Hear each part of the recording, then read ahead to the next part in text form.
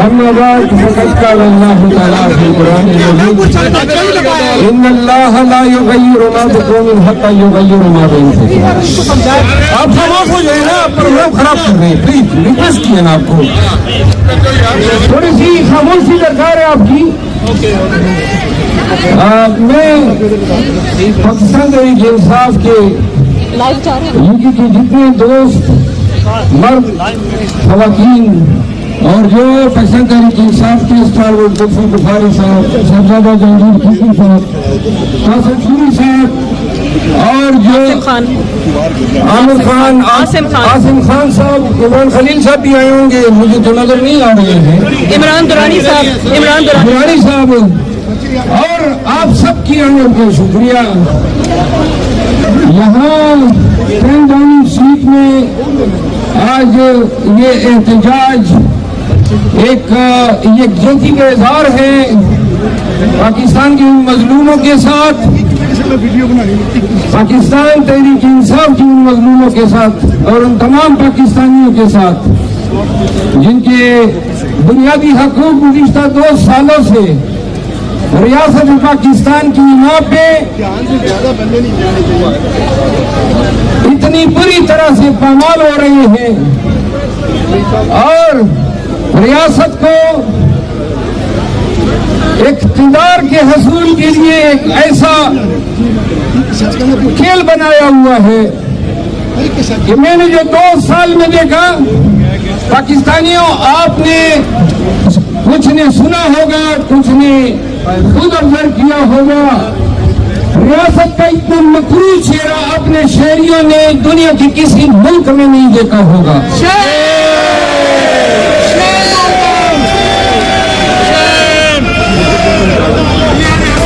ये अगवा बड़ा बयान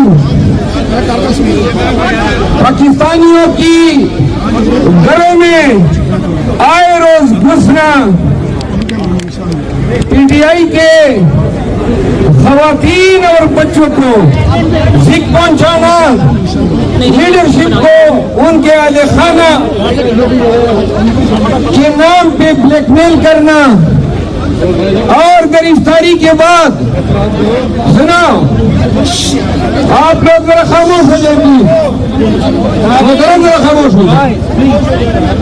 जितनी लीडरशिप गिरफ्तार हुई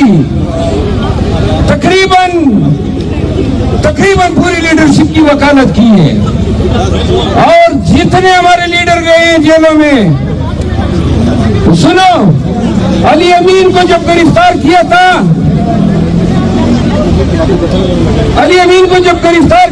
तो उसके पांव के नाखून तक निकाले थे और 38 घंटे तक सुना, और 38 घंटे तक उसके गर्दन में हथकड़ियां, हाथ गर्दन से बांध के उसको सिंध ले जाया गया और 38 घंटे तक हथकड़ियों में मलबूस होने की वजह से अली अमीन आज भी गर्दन को सही तौर पर हरकत नहीं दे सकता।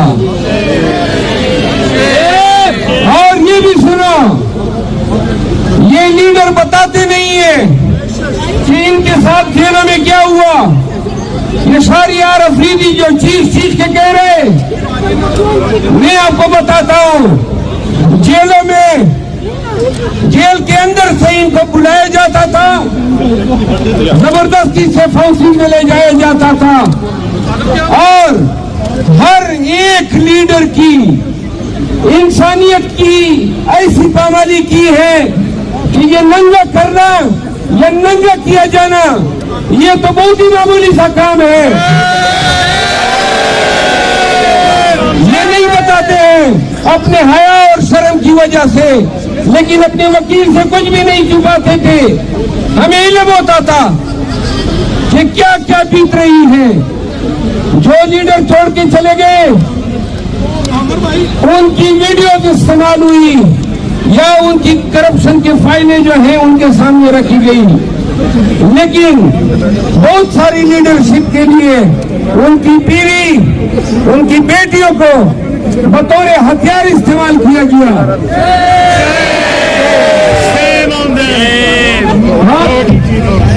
आप एक किस्सा सुन लें। एक एक किस्सा मैं आपको बताता हूं तो आपको इदराक होगा कि पाकिस्तान में पीटीआई के लोगों पे क्या गुजरी और हम पे क्या गुजरी। शाहरियार अफरीदी जब जेल में थे और वो नहीं मान रहे थे, घुटने नहीं टेक रहे थे,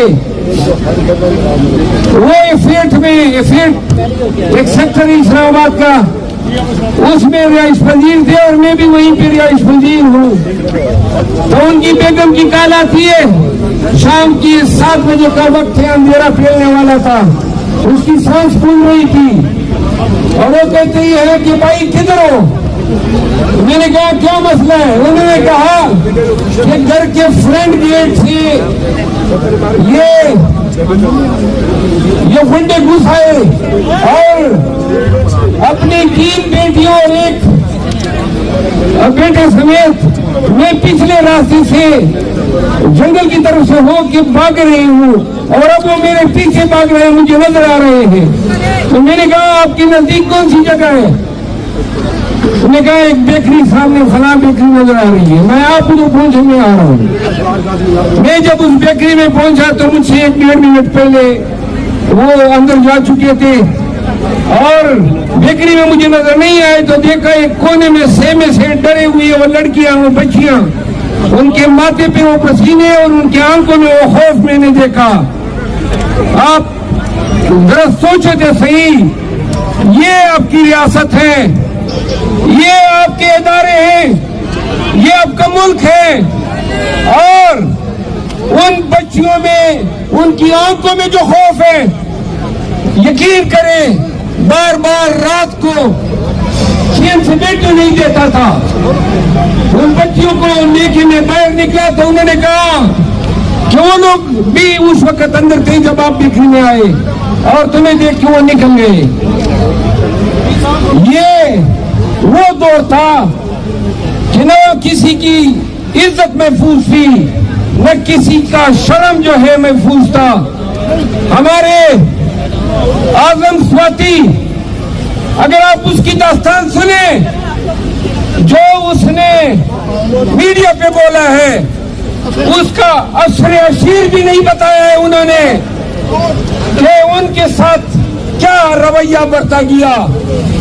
आप अगर उस्मान डार की कहानी सुने कि उस्मान डार और उमर डार, उन पर क्या बीती, यकीन करो कि मैंने बतौर वकील जिंदगी में कभी तस्वुर भी नहीं किया था कि ये मुल्क जो एक आईन रखता है और जिनके इदारों को ये आवाम अपने टैक्स के पैसे से पालती आई है, इसका इतना घिनौना और इसका इतना बदनुमा चेहरा भी हो सकता है।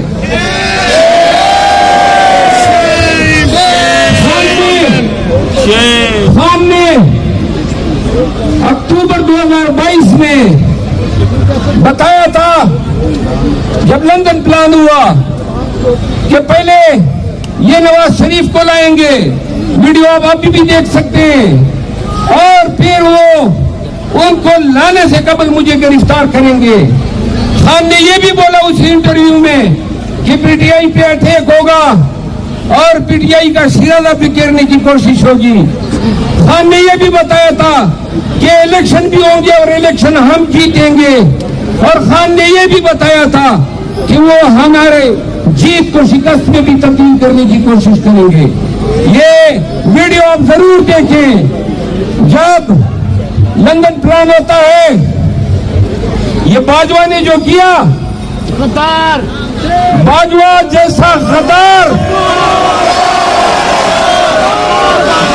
बाजवा जैसे बेगैरत, बाजवा जैसे नंगी कौम, नंगी मिल्लत, अल्लाह न करे कि पाकिस्तान की धरती पे ऐसा कोई जर्नैल पैदा हो।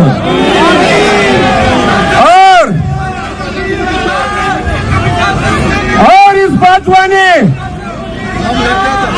और बाजवा बाजवा के बाद जब शहबाज शरीफ ने आसिम मुनीर को आर्मी चीफ बनाया,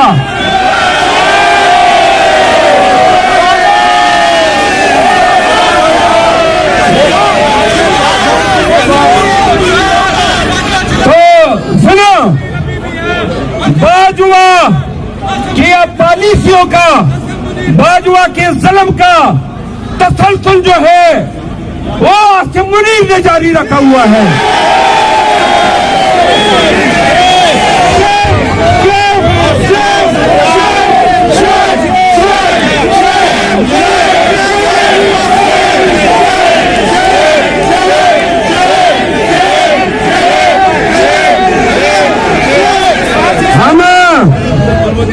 हमने पाकिस्तानियों ने हर दौर में पाक फौज के साथ खड़े होकर शाना बशाना अपनी मोहब्बत का इजहार किया। पाकिस्तानियों ने तवक्को रखी कि फौज भी पाकिस्तानियों को ऐसा समझेगी जैसे माँ अपने बच्चों के साथ प्यार करती है।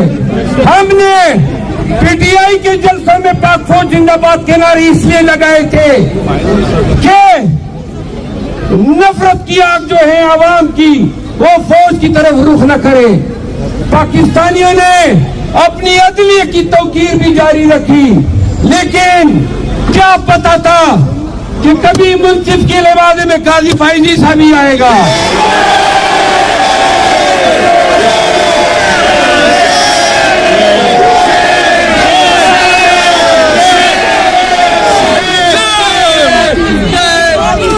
जनाब पाकिस्तानियों, ये पूरे पाकिस्तान को एस्टेब्लिशमेंट ने और अदलिया ने मिलकर यरगमाल बनाया हुआ है। और सिर्फ एक बात मैं आखिर में कहना चाहता हूं, 25 करोड़ आवाम एक दफा, सिर्फ एक दफा ये फैसला करो कि ये जो वर्दी पोस्ट हमारे खुद साख्ता हुक्मरान बने हुए हैं, जो पाकिस्तान को 76 साल से कंट्रोल करते आ रहे हैं, आपके हमारे लीडर को जेल में पाबंद सलासल रखा है। एक दफा ये कौम गैरत कर ले। मैं खान के साथ और पार्टी की आदत के साथ ये कहता आया हूं कि खान तब निकलेगा जब हम बाहर निकलेंगे।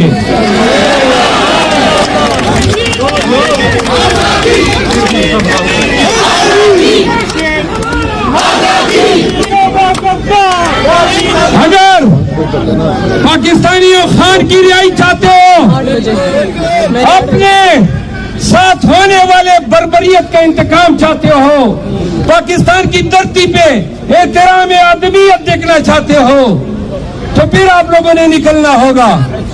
जिस दिन कौम निकली, और मैं ये ऐद करता हूं कि जिस दिन खान ने कहा कि निकालो पाकिस्तान को, याद रखो उस वक्त भी पाकिस्तान निकला हमारे साथ, जब 9 मई के बाद जुल्म और खौफ के साए फैले हुए थे। हजारों नहीं लाखों पाकिस्तानी मेरे साथ निकले।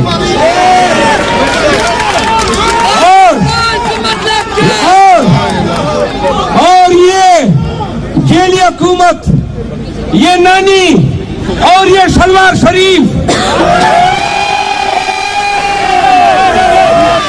यकीन करें एक एहतजाज की मार है। अगर दिल से यह फैसला कर ले तमाम पाकिस्तानी, जिस दिन हम निकले, और हम निकलेंगे जरूर, बेशक जो जुल्म आपने पहले किया और 9 मई के नाम का डकोसला किया, आप दोबारा 9 मई कर ले। लेकिन हम आपको बताते हैं कि अगर आपने दोबारा 9 मई करने की कोशिश की तो खुदा की कसम इस दफा असली 9 मई होगा।